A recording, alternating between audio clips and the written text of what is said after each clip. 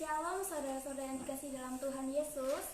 Pada malam hari ini kita mau bersukacita, kita mau mengucap syukur kepada Tuhan untuk kasih dan rahmat-Nya yang kekal untuk kita semua. Mari kita bersatu dalam doa. Terima kasih Tuhan untuk kasih setiamu dalam kehidupan kami Bapa. Bila mana kami ada di tempat ini Tuhan, baik yang ada di tempat ini maupun yang sedang bersama-sama dengan kami menikmati ibadah live streaming pada malam hari ini Tuhan. Kami mau mengucap syukur Tuhan untuk kasih-Mu, kami mau bernyanyi untuk Engkau Tuhan. Kami juga rindu Tuhan mendengarkan firman-Mu Bapa. Kiranya Engkau menikmati setiap pujian kami Tuhan, Engkau menikmati setiap penyembahan kami Tuhan. Hanya di dalam nama Tuhan Yesus, kami serahkan waktu ke depan ke dalam tangan-Mu. Haleluya, amin. Mari kita mau bersyukur kepada Tuhan, kita mau angkat pujian. Ku ada karena kasih-Mu.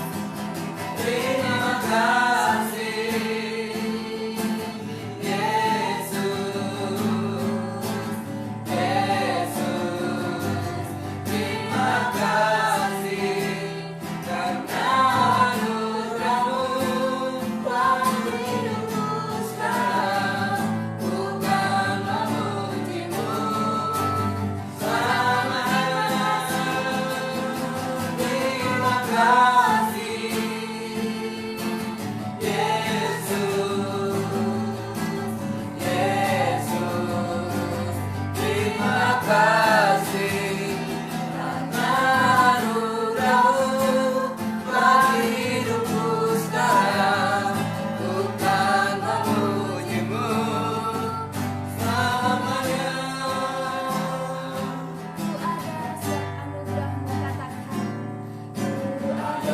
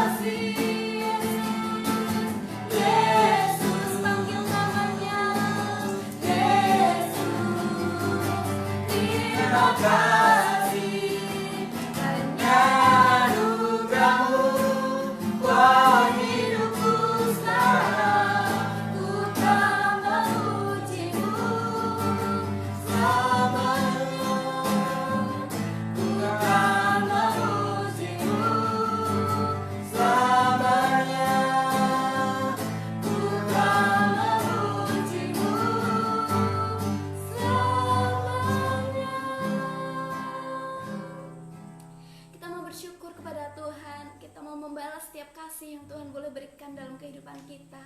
Biarlah kita boleh lebih taat lagi kepada Tuhan. Biarlah kita boleh mengabadikan seluruh momen kehidupan kita untuk menyenangkan hati Tuhan. Kita mau bermazmur bagi nama Tuhan. Kita angkat pujian. Manis kau dengar.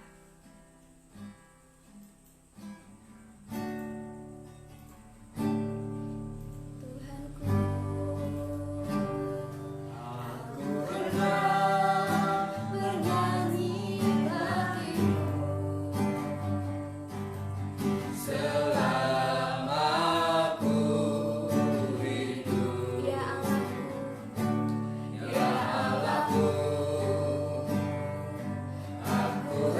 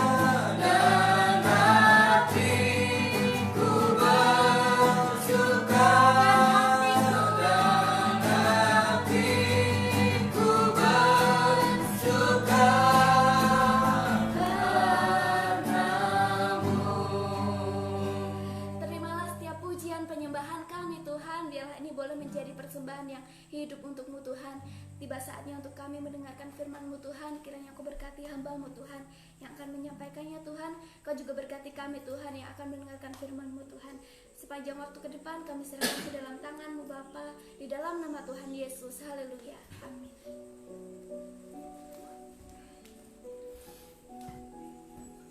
Baik, puji Tuhan, shalom saudara yang dikasihi di dalam Tuhan Yesus Kristus. Kita boleh berjumpa kembali malam hari ini di ibadah persetia kita. Kita akan terus belajar firman Tuhan untuk lebih mengenal siapa Tuhan Yesus, supaya kita lebih sayang, lebih bangga, lebih kagum, bahkan kita lebih mengandalkan hidup kita kepada Tuhan. Hari Rabu yang lalu kita sudah belajar siapakah Yesus, yaitu Yesus adalah seperti sungai yang mengalir di tempat yang kering. Kenapa kita belajar begini? Karena Alkitab banyak sekali memberikan perumpamaan, memberikan kiasan, istilah. Ya, seringkali kita mengatakan bahwa dia seperti air yang mengalir di hatiku. Dia juga disebutkan bahwa janji Tuhan seperti fajar pada pagi hari. Ada begitu banyak kiasan-kiasan, begitu banyak perumpamaan. Karena memang pada waktu itu dan juga pada waktu sekarang pun, khususnya di Indonesia, kita lebih banyak, lebih mudah untuk orang bisa diceritakan atau diberikan gambaran tentang istilah yang kalau kemudian itu dijabarkan akan lebih dalam artinya daripada kita hanya langsung mengungkapkan dalam satu kalimat saja. Seperti yang lalu kita belajar, Yesus adalah seperti sungai yang mengalir di tempat yang kering. Nah, hari ini kita akan belajar dengan tema yang kedua adalah seperti apa Yesus. Kita mau mengenalkan Yesus berikutnya adalah Yesus seperti terang pagi. Saudara yang dikasihi di dalam Tuhan, mari kita belajar apakah ini ada di dalam firman Tuhan. Firman Tuhan menyebutkan dalam 2 Samuel pasal 23 ayat yang keempat, ia bersinar seperti fajar di waktu pagi yang tidak berawan. Berarti kan ia bersinar seperti fajar di waktu pagi yang tidak berawan. Artinya kalau fajar pada waktu pagi yang tidak berawan, fajarnya, sinarnya kan begitu indah. Bukan hanya begitu indah, tetapi terangnya betul-betul, sampai terangnya betul-betul kita bisa nikmati. Sebab kalau mendung, ada fajar pun tidak kelihatan, tidurnya bisa bangunnya siang. Yang kedua, yang sesudah hujan membuat berkilauan rumput muda di tanah. Saudara perhatikan di sini, ia bersinar seperti fajar di waktu pagi, seperti terang pagi yang tidak berawan. Yang sesudah hujan membuat berkilauan rumput di tanah. Pagi malamnya hujan, kemudian pagi itu reda, tidak ada hujan, kemudian fajarnya merekah. Maka begitu kita bangun melihat fajar pagi itu, kita akan melihat satu keindahan alam, fenomena alam yang begitu membuat kita terkagum. Kenapa bisa terkagum? Karena melihat fajar pagi, kemudian melihat kilauan dari embun, dari air yang ada di pepohonan, yang memberikan kesejukan kepada kita ketika kita bangun pada hari itu. Nah, saudara dikasih dalam Tuhan, Tuhan Yesus digambarkan sebagai terang pagi. Artinya di sini Tuhan Yesus memberikan satu lambang pergantian suatu hari dari gelap kepada terang, pergantian hari yang baru. Berikutnya terang juga adalah menggambarkan sebagai pemberi kehidupan. Sebab orang begitu bangun pagi, begitu fajar, begitu terang, maka kita akan lalu beraktivitas. Ibu-ibu mulai mungkin masak di dapur, bapak-bapak mulai yang lain, anak-anak yang mulai sekolah, mulai persiapan untuk masuk belajar. Maka ada aktivitas baru di pagi hari itu. Nah, hari ini kita akan belajar mendalami bagaimana kenapa Yesus dalam tema ini adalah digambarkan seperti terang pagi yang memberikan gairah yang baru di dalam hidup kita, memberikan semangat yang baru bagi kita, pengharapan yang baru bagi kita, kalau kita mampu mengenal siapa Tuhan itu di dalam hidup kita. Sebagaimana minggu lalu kita belajar Yesus seperti aliran sungai yang mengalir di tanah kering. Kita bayangkan ketika mengalir tanah kering itu akan memberikan satu kehidupan yang baru juga, memberikan kesegaran. Setiap tempat yang ada aliran sungainya, maka di situ akan ada kehidupan, ada kesejukan, ada kesegaran, bahkan akan menghasilkan mata air yang baru. Nah, demikian juga pada hari ini ketika kita berbicara tentang Yesus adalah terang pagi. Yang pertama, saudara perhatikan, di dalam Dia ada perubahan dari gelap menjadi terang. Di dalam Yesus ada perubahan dari gelap menjadi terang. Gelap bukan hanya gelap dari dunia yang gelap pada malam hari, kemudian pagi menjadi terang. Tetapi seharusnya ketika kita menerima Tuhan dan ada di dalam Tuhan, kita juga memiliki satu keadaan yang sama. Dari gaya hidup yang penuh kegelapan menjadi gaya hidup yang penuh dengan terang. Dari gaya hidup yang kelihatannya muram, tidak ada gairah, menjadi gaya hidup yang kemudian bergairah. Satu keadaan yang mengubah kehidupan kita. Kenapa? Karena dia adalah terang pagi yang akan mengubah dari gelap menjadi terang. Bukankah Tuhan bilang ketika kita menerima Yesus, dia bilang bahwa kamu adalah ciptaan baru, yang lama sudah berlalu dan yang baru sudah datang. Meskipun bentuk tubuh kita, warna kulit kita mungkin tidak berubah, tetapi di hadapan Tuhan kita ini menjadi satu perubahan. Dari orang yang asing, dari orang jauh dari Tuhan, diadopsi sekarang menjadi anak-anak Tuhan. Oleh karena kepercayaan kita kepada Tuhan. Tapi bukan berhenti sampai di situ. Tetapi ketika kita dipenuhi oleh Roh Kudus, maka Roh Kudus itulah yang mengubah kehidupan kita menjadi pribadi yang baru, memiliki gaya hidup yang baru, yang menghasilkan buah-buah roh yang kemudian itu bisa dinikmati oleh orang banyak. Nah, perubahan dari gelap menjadi terang inilah yang harus ada di dalam kehidupan kita ketika kita mengenal Tuhan. Kenapa? Karena kita tahu ketika kita percaya Yesus sebagai terang pagi, maka pasti akan ada perubahan dari gelap menjadi terang. Itulah makanya yang pertama, kenapa menjadi seperti ini? Saudara yang dikasih dalam Tuhan, Tuhan Yesus bukan hanya sekedar terang hidup, tetapi Tuhan Yesus itu adalah terang dunia. Ketika Tuhan bilang akulah terang dunia, dan Tuhan berkata juga kamu juga adalah terang dunia. Ini bayangkan saudara, hidup kita yang ada di dalam kegelapan, hidup kita yang jauh dari Tuhan. Begitu kita percaya kepada Tuhan dan menerima Yesus, ada satu predikat baru. Karena Yesus adalah terang dunia, maka kita juga yang menerima Tuhan, kata Tuhan, kamu adalah terang dunia. Perhatikan, bukan calon terang, tetapi sudah ditetapkan di sana, sudah ditegaskan di sana bahwa kita ini adalah terang dunia. Kenapa? Karena kita memiliki terang hidup. Hidup Yesus yang hidup di dalam hidup kita.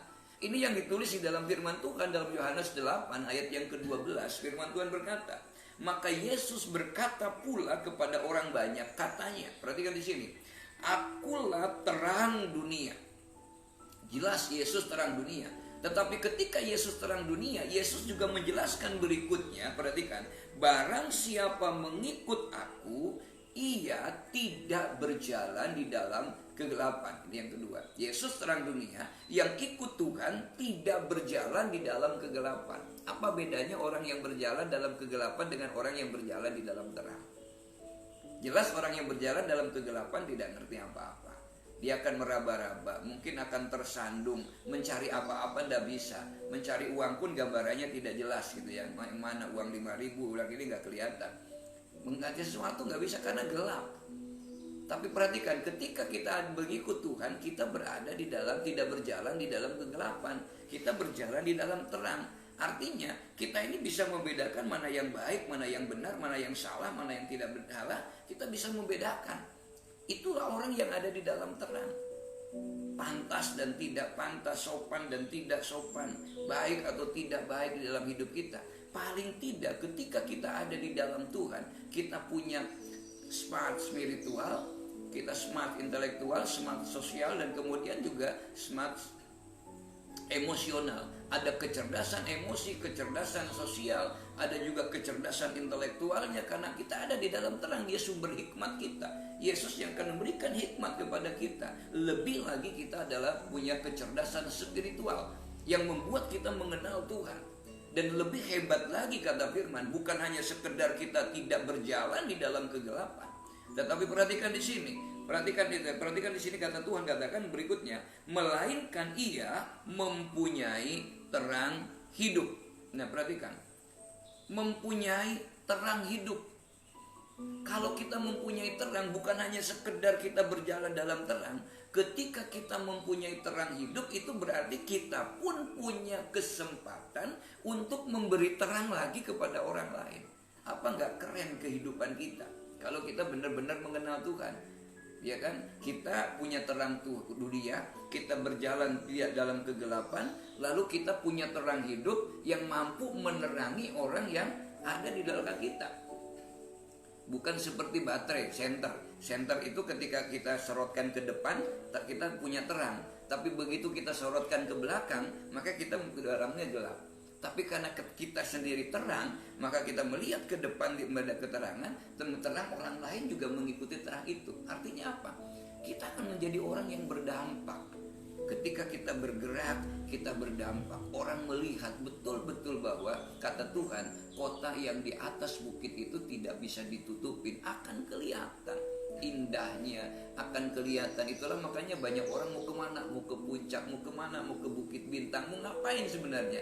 Karena begitu di atas bukit, begitu mau naik aja udah indah. Dan begitu sampai di atas kita melihat keindahan, bahwa dunia ini ternyata ada begitu banyak keindahan. Sudah bayangkan orang yang mau bunuh diri aja kalau melihat indah gitu pasti nggak jadi bunuh dirinya. Kenapa? Indah banget kok gitu ya.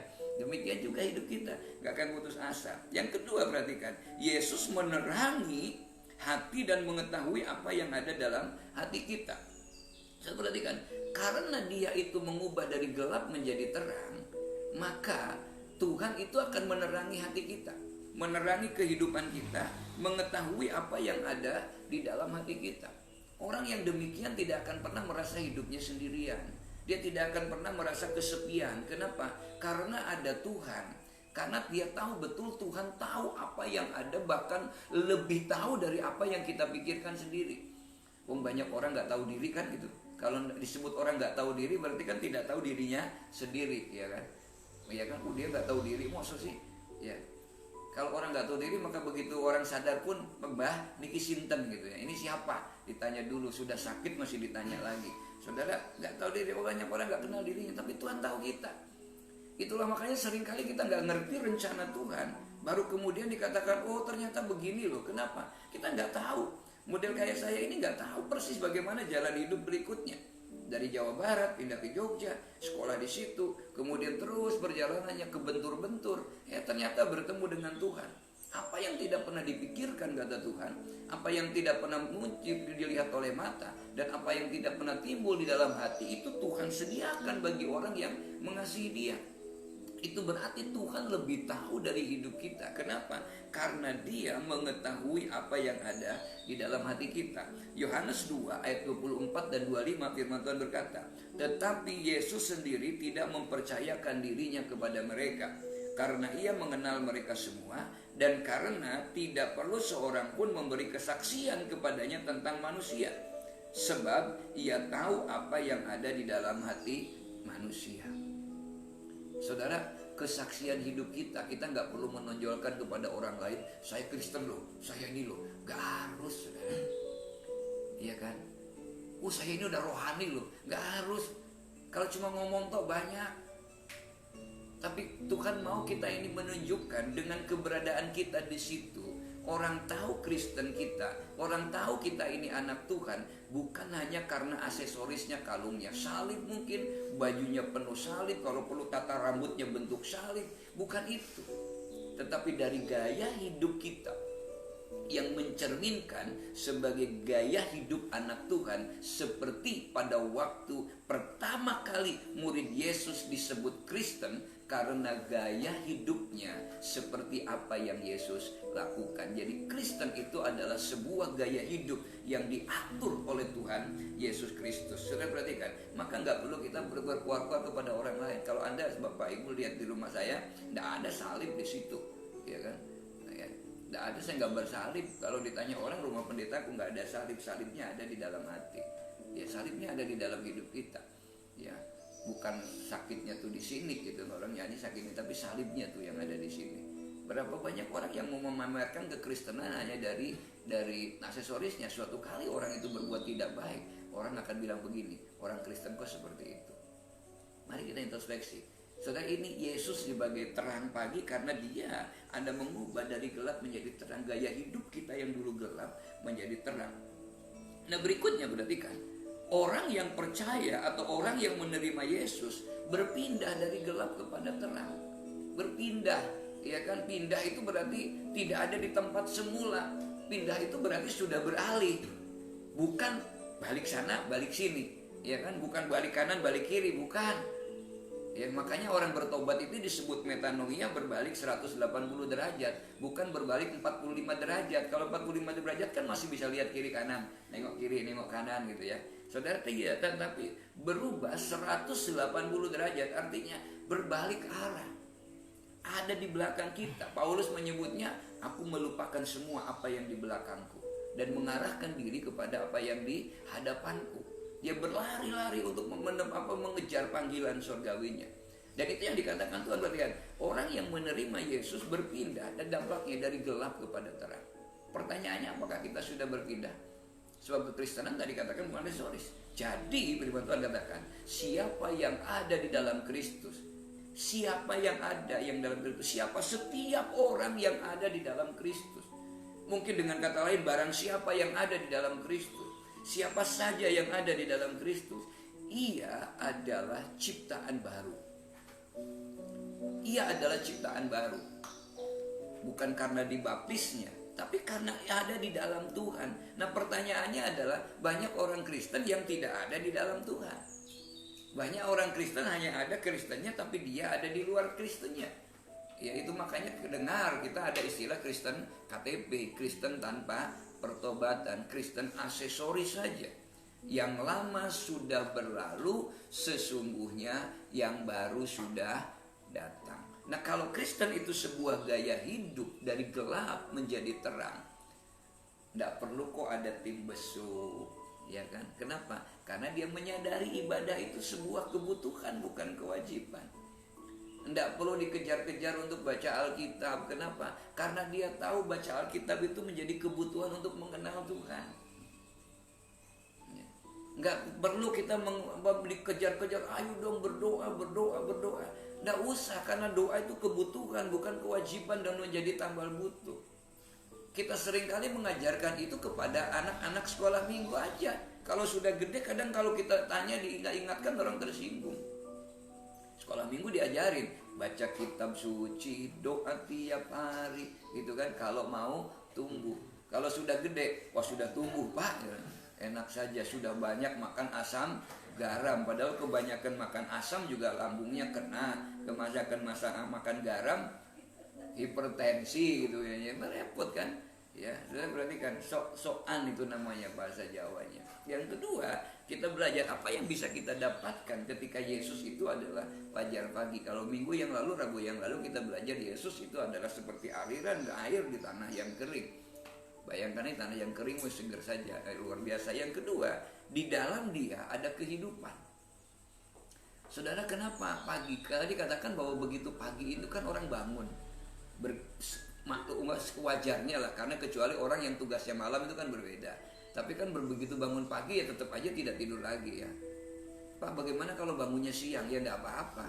Yang penting katakan saja begitu bangun selamat pagi. Ya, karena dia niatnya kan bangun pagi gitu ya. Ya, bukan tidurnya yang bukan bangunnya malas sebenarnya, bukan bangun siang karena tidurnya yang kemalaman. Jadi sebenarnya kusuk keseimbangan, karena kalau malam kan tidur harus 6 jam. Jadi kalau jam 9 malam kan bangun jam 3 pagi. Nah, kalau tidurnya jam 1 pagi kan berarti bangunnya jam 7 pagi gitu. Jadi bukan salah. Tapi memang saya mengikuti pola tidur dokter. Jadi ya, kalau memang ini makanya seringkali anak muda tidurnya pakai sepatu ya, kadang supaya lebih cepat mengejar mimpi. Biar mimpinya terkejar kayak Vio itu ya. Di dalam dia ada kita begitu bangun kan berkeriapan ya. Ibu-ibu udah sibuk, ada yang cuci piring, berbikin kompor, bikinin kopi gitu kan. Kenapa bangun pagi? Kenapa? Oh, dipersiapkan. Mas Andre udah bikinin kopi siap gitu. Kenapa mau kerja? Yang anak sekolah disiapkan ya. Kalau sekarang sekolahnya di tempat. Nah, saudara, kenapa disebut terang pagi itu ada kehidupan? Karena terang pagi adalah terang yang memberi kehidupan bagi tanaman. Kita begitu bangun pagi, malam gitu hujan. Malam sampai begitu disirami, pagi itu tanaman kelihatan subur banget. Ya, kita melihat bunga mekar pada waktu pagi gitu. Ya, bunga mawarnya mekar. Walaupun saya suka bertanya, kenapa sih kalau bunga mawar mesti ada durinya? Ya, kenapa sih mawar itu berduri? Sebab orang yang mengambil mawar malah kena durinya gitu. Tapi duri itu penting juga. supaya tidak semua orang ambilnya. Terang pagi adalah yang memberi kehidupan bagi tanaman, berbeda dengan panas terik. Sekarang bunga aglonema begitu kena panas langsung layu. Gelombang cinta kena aglonema lebih layu. Ya, orang yang berkeluarga jangan memegang, jangan melihara gelombang cinta, nanti cintanya di rumah bergelombang ya. Susah ya. Ya, ada kehidupan, tapi kalau panas sore beda. Panas sore itu panasnya menyengat. Orang pagi berjemur, sekarang musim corona kan, ayo berjemur supaya sehat, vitamin D. Tapi coba sore hari jam 3, jam 4, jam 2 berjemur. Ngapain berjemur? Itu bukan mau bikin sembuh itu malah. Iya kan? Pagi itu orang pada berjemur, sekarang buka baju musimnya. Berjemur kenapa? Sehat, vitamin D. Kalau sore vitamin apa? Berbeda kan? Kehidupan. Itulah makanya Yesus itu adalah terang yang memberi kehidupan. Kenapa? Karena Yesus adalah terang hidup manusia. Saudara, kalau kita belajar dari Yohanes pasal 1 ayat yang keempat, firman Tuhan berkata demikian, karena dari kepenuhannya kita semua telah menerima kasih karunia demi kasih karunia. Anugerah dari anugerah demi anugerah. Sebab hukum Taurat diberikan oleh Musa, tetapi kasih karunia dan kebenaran datang oleh Yesus Kristus. Bukan datang dari Yesus Kristus, tapi datang oleh, artinya Yesus sendiri ikut datang ke situ. Ini kan keren. Hukum Taurat diberikan oleh Musa dan orang harus berjuang untuk memenuhi hukum Taurat itu. Tetapi dengan anugerah itu, kita memang bukan hanya diberi anugerah, tetapi Yesus itu juga sebagai anugerah terbesar di dalam hidup kita. Kenapa? Karena begitu besar kasih Allah akan dunia ini sehingga Ia mengaruniakan anaknya yang tunggal. Yesus datang ke dunia ini untuk apa? Untuk mati di kayu salib. Kenapa Dia mati di kayu salib? Supaya kita bisa bersekutu dengan Allah, menjadi pengantara antara kita dengan Bapa. Yang tadinya terbuang menjadi bersatu. Nah, karena Dia, Yesus adalah yang menjadi terang hidup, Dia dwell in, tinggal diam di dalam hidup kita. Maka hidup kita ini adalah hidup yang diterangi oleh firman Tuhan. Hidup yang diterangi oleh Tuhan. Maka kita seringkali berbangga di hadapan Tuhan kan. Jalan hidup orang benar diterangi oleh cahaya firman Tuhan. Kita diterangi. Nah, firman itu siapa? Firman itu Yesus. Jadi kita diterangi oleh Yesus setiap hari di dalam hidup kita. Kadang kita gak sadar kan. Dan itu perjalanan umat Israel waktu dia keluar dari Mesir. Firman Tuhan mengatakan kalau siang ada tiang awan, kalau malam ada tiang api. Tidak perlu listrik yang sering mungkin kadang macet, kadang ini terang. Ada terang dari Allah sendiri menerangi hidup kita. Logikanya kan, orang yang ada dalam Tuhan tidak ada istilah bunak, sumpek, esek dan sebagainya. Kenapa? Ada terang dari Tuhan. Biar gitu kelihatannya. Kenapa? Karena kita memiliki kecerdasan sosial, kecerdasan spiritual yang kenapa? Karena kita tahu bersama dengan Tuhan kita pasti cakap melakukan perkara yang besar. Kenapa bisa demikian? Lawang Allah yang dwell in, tinggal diam. Kita ini Allah transenden memang jauh, tetapi Allah yang transenden juga adalah Allah yang imanen, yang dekat. Sejauh apa? Sejauh doa kita. Dia jauh sejauh doa. Kalau kita hanya sering berdoa, sering bersekutu, doa itu bukan meminta, sejauh komunikasi kita. Sama sekarang kan banyak orang dekat, memang dekat, tapi kalau nggak ngobrol kan juga jauh juga. Nah itu Allah sedang berkomunikasi, kita doa itu ngobrol begitu.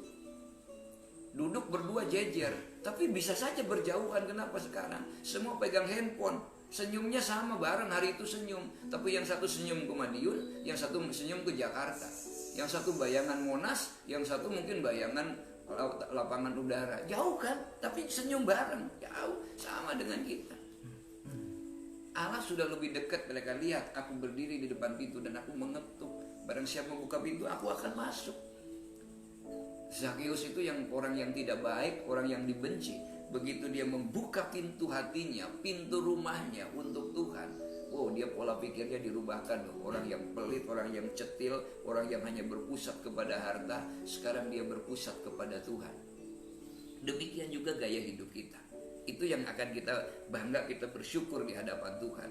Nah saudara perhatikan, yang kedua berikutnya adalah bahwa Yesus Kristus adalah jalan dan kebenaran dan hidup.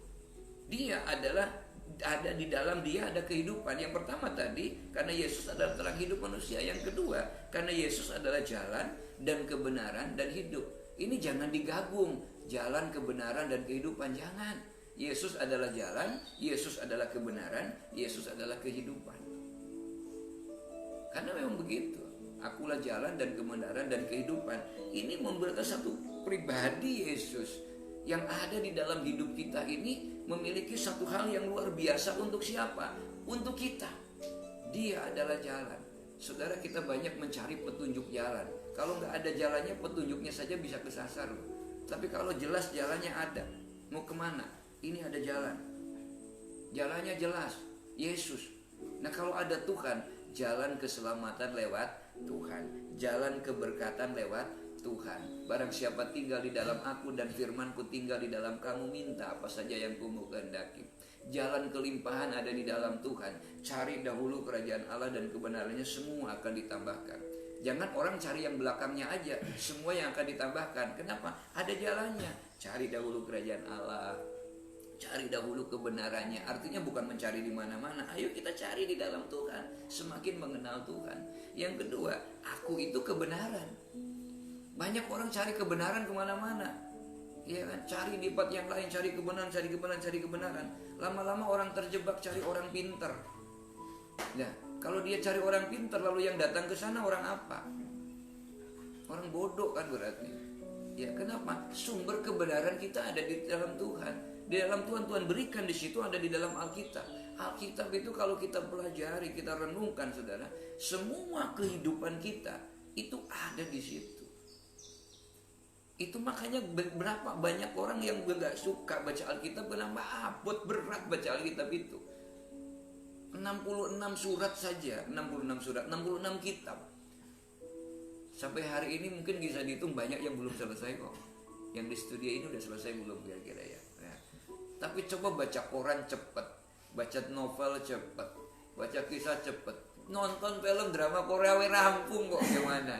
Tiap hari 2 jam selesai. Padahal tuh sampai menghayati loh, ya kan? Sampai menghayati, bintangnya saja belum nangis, yang nonton sudah nangis dulu. Kenapa yang nonton nangis dulu? Karena yang pacarnya kalah ganteng sama bintangnya, aktornya, jadi udah nangis dulu, dianya belum nangis, kita sudah nangis. Nah, saya bilang kebenaran. Jangan cari yang lain lah kalau kita benaran. Ayo kita dalam firman Tuhan. Ayo kita belajar firman Tuhan.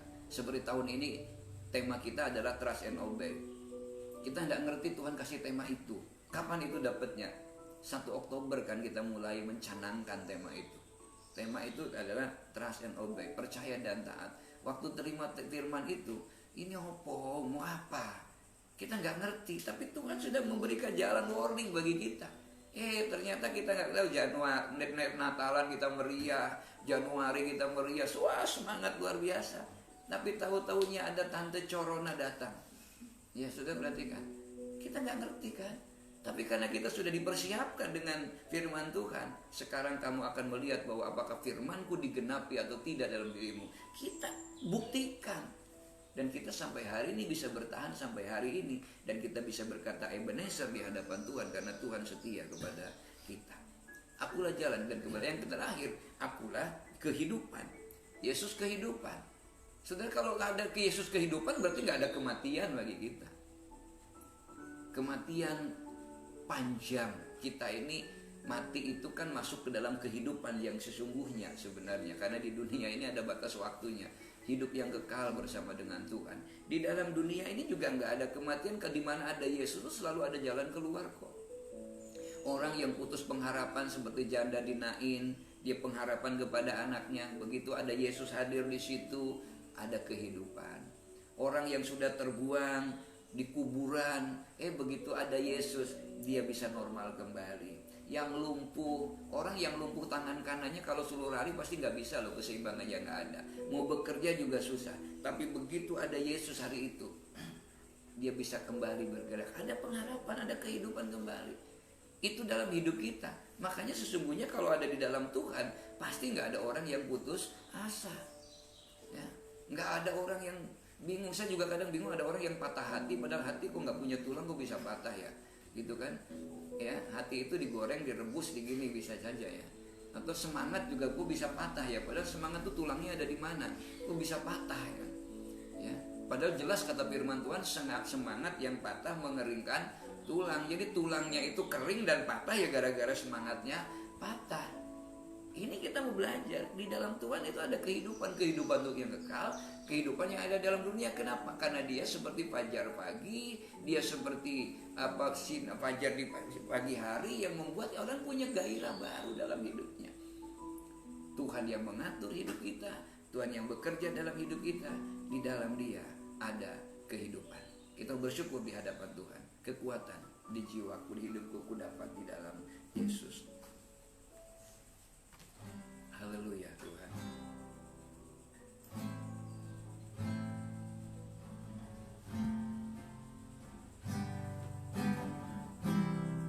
Amin. Tuhan Yesus, terpujilah namamu.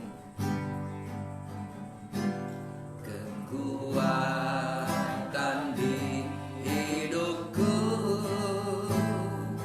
ku dapat dalam Yesus. Dia tak pernah tinggalkanku, setia menopangku,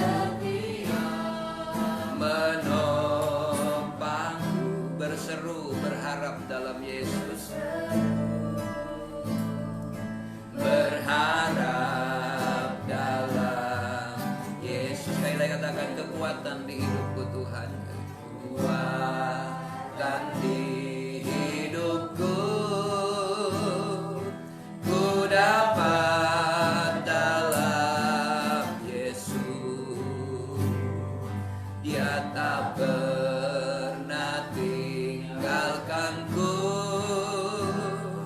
setia menopangku, berseru berharap dalam Yesus. Ajaib kau Tuhan, ajaib kau Tuhan, penuh kuasa, sanggup pulihkan keadaanku.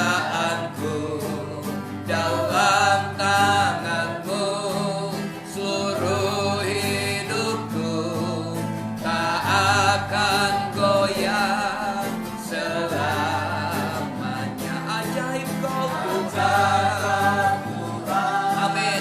Penuh kuasa, sanggup pulihkan keadaanku. Dalam tangan-Mu seluruh hidupku, tak akan goyah. Dengan iman sekali lagi katakan, ajaib kau Tuhan. Ya Ramaya saya Ramaya Tuhan, amin. Penuh pulihkan keadaanku. Dalam tangan-Mu seluruh hidupku, tak akan goyah selamanya, tak akan goyah selamanya.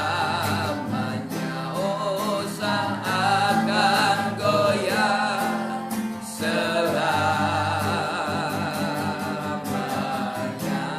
Oh, haleluya Tuhan.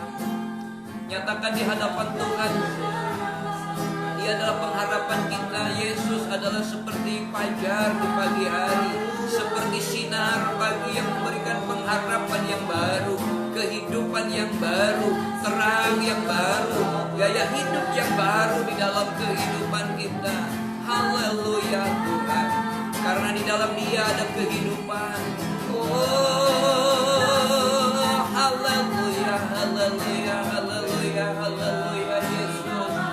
Terpujilah nama-Mu Tuhan, Engkau segalanya bagi kami Tuhan. Engkau pengharapan kami, Engkau kekuatan kami Yesus. Engkau segalanya bagi kami Tuhan.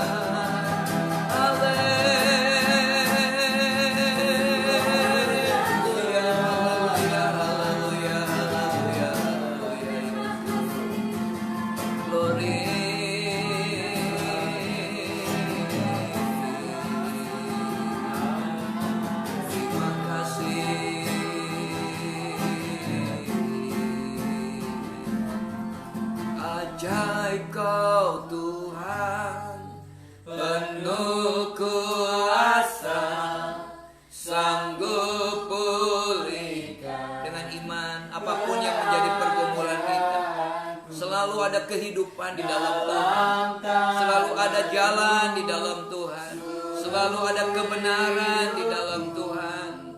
Tak akan goyah selama. Dengan iman, oh ajaib Kau Tuhan, penuh kuasa, sanggup pulihkan keadaanku. Dalam tangan-Mu seluruh hidupku, tak akan goyah selamanya,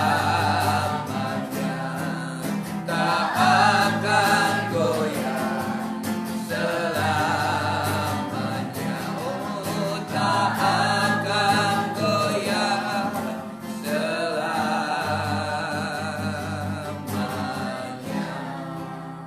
Ini komitmen kami di hadapan-Mu Tuhan, karena kami bangga memiliki Allah seperti Engkau ya Tuhan Yesus. Engkau laksana sinar pagi bagi kami, terang pagi bagi kami, yang memberikan pengharapan yang baru, gairah yang baru. Karena kami tahu ketika kami bangun pagi, lihat fajar yang begitu indah, membuat kami memiliki gairah, pengharapan bahwa hari itu kami hidup di dalam sukacita. Demikian juga di dalam hidup kami. Ketika Yesus ada di dalam hidup kami, maka gairah hidup kami itu pasti. Kami percaya bersama dengan Yesus, kami cakap melakukan perkara yang besar. Sesulit apapun persoalan yang kamu hadapi, segelap apapun persoalan yang kami sedang hadapi, kami tahu karena kami memiliki terang hidup, selalu ada kemungkinan, selalu ada ketidakmustahilan di dalam Tuhan. Sebab Engkau sendiri yang berkata, tidak ada yang mustahil bagi Allah, dan tidak ada yang mustahil bagi kami yang percaya kepadamu Tuhan. Terima kasih Tuhan, Kau ubah setiap kehidupan kami, untuk kami benar-benar fokus kepada Tuhan. Kau menjadi pusat di dalam hidup kami, dalam rumah tangga, dalam usaha, dalam pekerjaan, dalam pergaulan, dalam apapun yang kami kerjakan dan lakukan. Kami sungguh percaya ketika Engkau menjadi pusat di dalam hidup kami, kami yakin Tuhan pasti memberkati hidup kami dengan segala hal yang baik. Terpujilah nama-Mu Tuhan. Berkati setiap kami semua, baik yang ada di studio maupun yang di rumah, yang dimanapun hari ini mengikuti live streaming ini, bahkan bagi yang menikmati pada hari-hari berikutnya. Kami percaya Tuhan, kami percayakan hidup kami semua ke dalam tangan Allah. Dari tempat ini kami berdoa syafaat bagi bangsa kami, bagi pemimpin-pemimpin kami, bagi kota kami, bagi lingkungan di mana kami berada. Tumpangkan tangan-Mu atas mereka semua, tumpangkan tangan-Mu atas kota kami semua Tuhan. Sebagaimana hari ini kami melepaskan shalom bagi mereka semua. Ada damai sejahtera, ada kemenangan, ada kehidupan, ada keberhasilan bagi bangsa kami, bagi kota kami, bagi pemimpin kami. Sebab kami tahu kesejahteraan kota kami adalah kesejahteraan kami juga. Terima kasih Tuhan, kami bersyukur kepadamu di dalam nama Yesus Kristus. Biarlah kasih anugerah, penyertaan dan pemeliharaan dari Allah Bapa, Putra dan Roh Kudus menyertai, memberkati dan menuntun hidup kami mulai malam ini sampai Maranatha, Tuhan Yesus datang yang kedua kali. Dalam nama Yesus yang percaya diberkati Tuhan, sama-sama katakan amin. Puji Tuhan, Tuhan Yesus memberkati, dan kita belajar untuk mengaplikasikan firman itu dalam hidup kita. Dan kita akan berjumpa pada hari Minggu jam 4 sore live streaming. Lalu kemudian ibadah pagi kami ada jam 7.30 dan sore jam 16 dan juga jam 17.30. Dan tapi kita live streaming jam 16, kita akan berjumpa dalam satu tema, aku berpikir maka aku ada. Tuhan memberkati.